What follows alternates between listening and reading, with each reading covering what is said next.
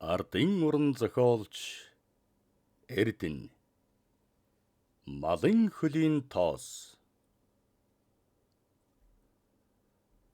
8 сар дундаан орж ногооны үзүүр үлм идэгхэн мод ширч хөхнөмн тэнгэр газраас улам холдсон юм шиг уужмхан цэлээж салхи сэрүүхэн үлээх болжээ.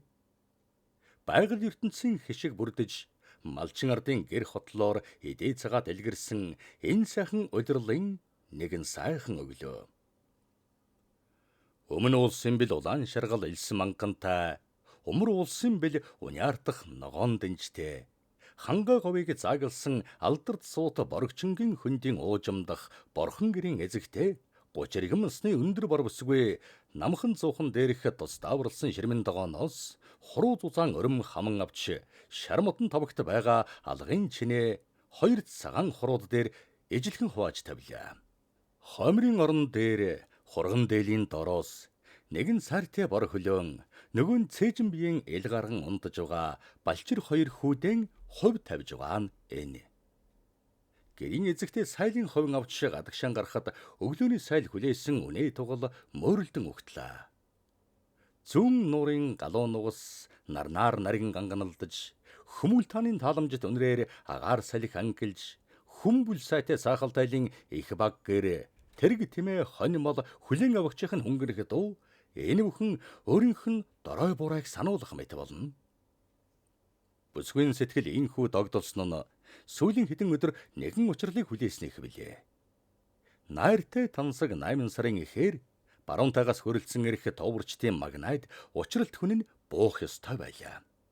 Тэгээд өнгөрсөн хэдэн өдөр боргочин хөндийд урд уулын ар, хойд уулын ингэрийг тулж харуулцсаар байсан юм. Энэ удаач гэсэн гэрээс гарангуут л мөрөөлдөд зүгийн ингэр дэнжиг ажиглалтал хэдэн суур хонь үхэр цайран багширч товарчдын гэр майхан ундуй сундуй үзэгдлээ. Энэ бүхний харангуут тангил царайт бүсгүй хазар дээрх тарлан сэвх хүртэл туяаран шингэрч уйтгарлаг бодлогошронгүй нүд нь энэ өглөөний тэнгэр мэд мишилзэн цэлмлээ. Тэгээд гүйхэрийн явж хэдэн үнэгэн хагас дутуу сагаад хүүхдүүдийнхэн нүр гарыг угааж цэвэр хувц өмсгөөд гэр бараагаан янзалж эдээ будагаан зэхэд гархурах тоолондон товарчдын буусан зүг ширтэн харан байтал үдийн алдад тэндээс наашилж ява хөтлөгөө морьтой хүн үзэгдэв. Бүсгүй 2 хүүгэн гадуур тоглож гаргаад гэрийнхэн хаяаг сөхөж хамны нүдээр зам ширтэд суулаа. Удсанчгүй эжилхэн хулмортой хурц ногоон өнгийн дээлэн сугалдагралж цагаан цамцны ханцыг шамалсан хүн гарч ирэхийг харвал балбар мөн болохыг дарвийнхан таниж нэг мэдхнэн л угтаж гарсан байлаа.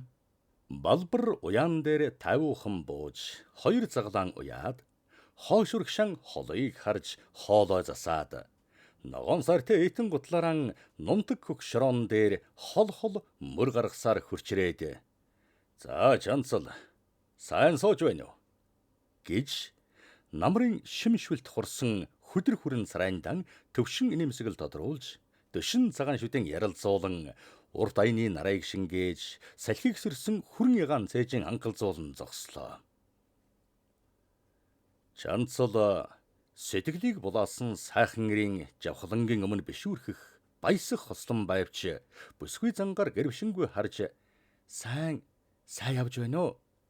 Туурын мал үзэгдэхээр нь чамайг ирсэн байх гэж бодсон юм гэлээ. Хүлээсэн хүн нь хөрөлцөө ирсэн учрал өдрийн баяраар бие сэтгэл хөнгөрч хурдан шалмаг хоолунд хийж зочлонгууд авдраасан галан хүзүүт гаргаж шимийн арх аягалахад балбар хамрынхан самсааг сарталзуулан 2 завжааран савируулан залиглаад гарын хан алгаар амаан арчиж тамшаалан "Гүй яах вэ? Энэ жил ажил явдлаар гэж таах.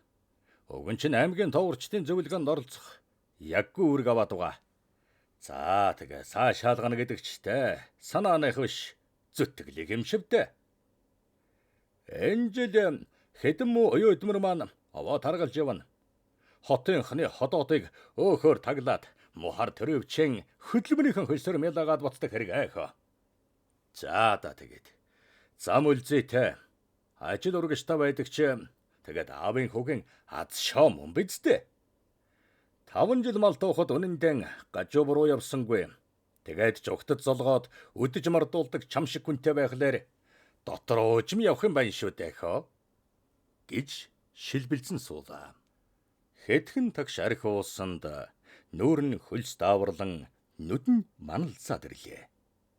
Чанцлын өсөх насны өмсгөл болох хөхтурд нь тарилэг өндөр гойлог биеийнх нь аясыг тодруулан хилэн хар өснөөс нь танил үнэр ангилах мэт санагдаж урсгал хар нүднийх нь харц эр хүний элдв аврыг хөлцөн өнгөрүүлэх шинжтэйг шонхойрон хард суусан Балбар.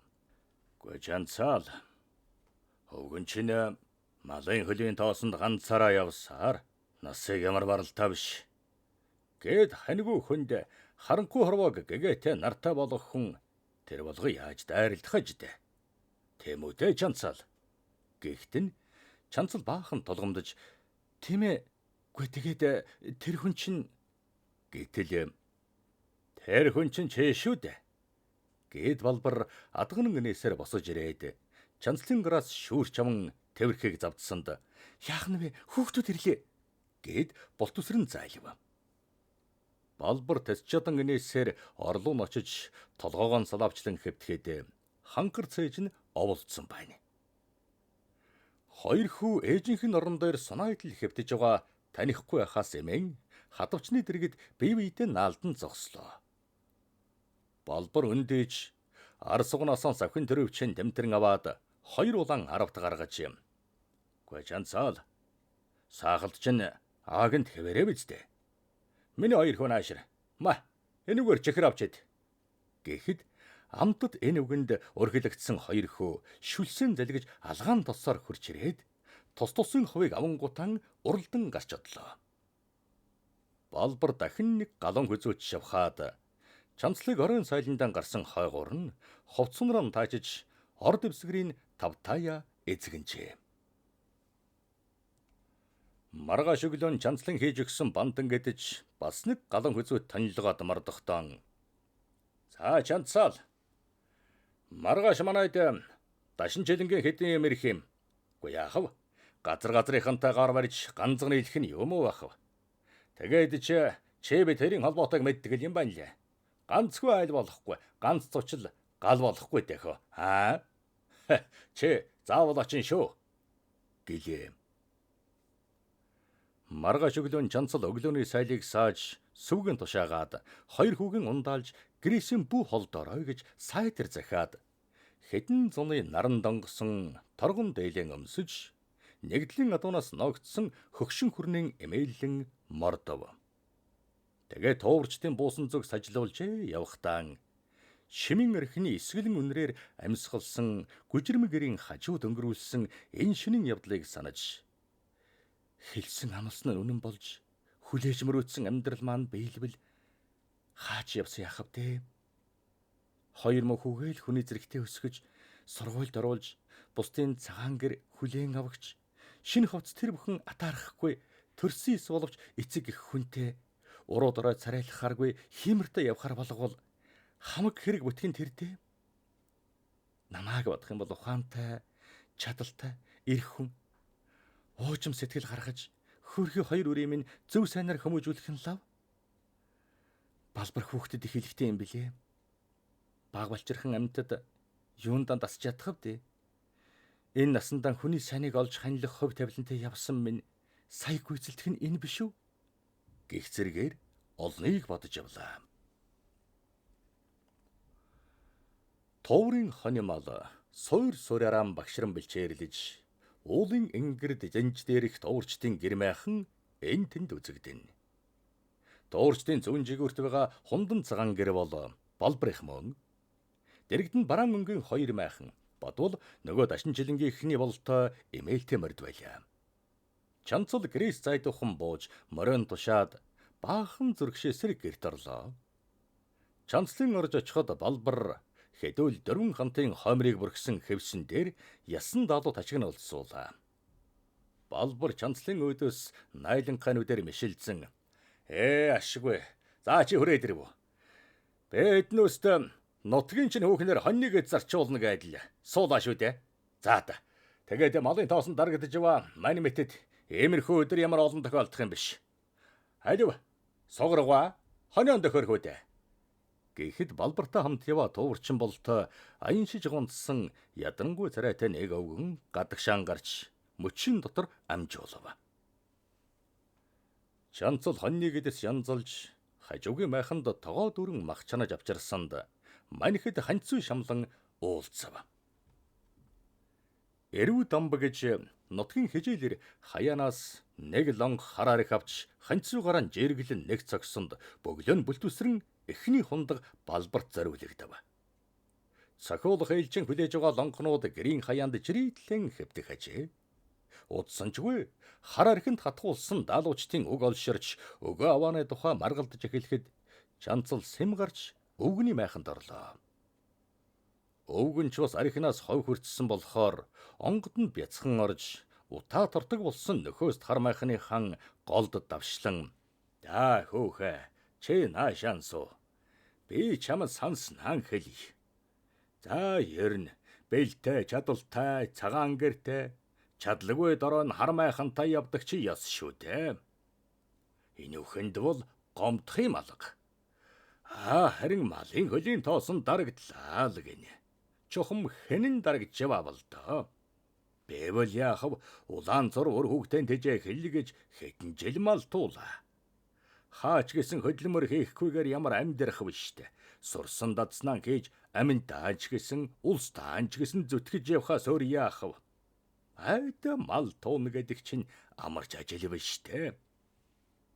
Хавар эртэ гараатал өвлийн ихэр гэрийн бара харан шүү дээ. Ард үлдсэн эдийнхэн төлөө санаа зовно. Үлсэх даарах өдөр чи тохиолдоно. Гэлээж яахав? Амьдрахын төлөө ариун цагаан хөдлөмөр хийж яваагаас хойш юундаан тэгтлэн гажирхав. Гэхэдэн үннэр явбал өхөр тэргээр туулаагүй цэн гэдэг дээ. Бэ балбарт жаахан гомдох болсон юм аа. Танил талтай, эр чадалтай дан эрдэж, хуурамч хуудуу явдалтай болж байгаа хүн л дээ. Уг нь хүн сайн явах тусмаа үнэнч болох ёстойсэн. Гэтэл хуурмгаар олсон алдар нэргэдэг чинь алтан мөнгө шунал төрүүлдэг нь ёстой. Гүй хүүхэ, балбарыг чи яадаг болсон гэж санаа. Өөрийнх нь ажил бүтэж байвал бусдых яаж байсан хамаагүй. Ноднон адил халмал тууж гарсан намар хамгийн түрүүн тушаалаа. Тэгсэн чи хамгийн туранхай мал тууж гараад хамгийн таргалуулсан хүн балбар боллоо. Өвгөн ах чинь атааж өтөө санаж тэгж амтны мууг үзэж яваагүй юм. Дахинэн хээл хахуул авч улсын санг хохироодог. Манимэт эгч хохироодог явдал байна. Балбар яахав дээ. Эдшний ганц хоёр юм илүүчилж аваачаадал тентхийн дарга даамалтай сүлбэлдэн дархан эрх эдэлж худал хоормог баримт шагнал мөнгө аваад тэргүүний сайн хүн болж мандаж явдаг нь тэр байхгүй юу? Одоо сүүлдэн бүр улсын малыг хүртэл хольж хаягаан хадардаг болж явна. Шүгшүг байхав дээ. Ноднон зах дээр 5-6 шар зарсан. Энэ жил бүр 10-20 хүргэх болтой юм. Яах? Төрийн төлөө охтон гэж бодох юм бол чиг эсмэдэгчин болоод явмаар л байна. Чи нэг жаахан бодолтой байх юм биш үү дээ. Гэхэр чамд падаггүй гэж уурлах юм. Уг нь бол би төрсөн эцгээс нь өөрцгөө хүн. За, гохохой чинь балбарын танил юм биз дээ. Өнгөрсөн намар цаад чинь хотоос нэг хүүхэн аваачсан. Эхэл эрх танкл амтан байдгийн бэлээ. Гэж ярихад өвгний энэ яриаг дуугай чагнад суусан Чанцал босон харааж "Шүгний балбарч тэгээд их нэртэй юм уу?" гэж гайхш тасран асуугаад өвгнийг хариу хэлэхээс өмнө гүйн гарлаа. Даалуучдын нэг нь "Гоцгор долоогоо хөлзөж говийн хүүхэн шагалзнаа" гэж өндөр дуугаар дуудахад нь балбар "Хун галуу нагаал навчит хурын үл хормос тангшаг ясны хайртай янжин янгийн хайртай Чанцал татлаа татуулах уу" гэж адтай ашиглаа. Тэгтэл нөгөөх нь нутагт байдаг янжин замд байдаг Чанцал гэж согтуурахад нөгөөдөл нь бүдүүн нарийн дуугаар хөхөрлөдөв. Чанцал бөөн хар яманд бөглөрөн давчдсан цээжэн дарж шүүр салдаад гэрээс холд явлаа. Нар шингэж цагаан гэгээ туссан үе байлаа.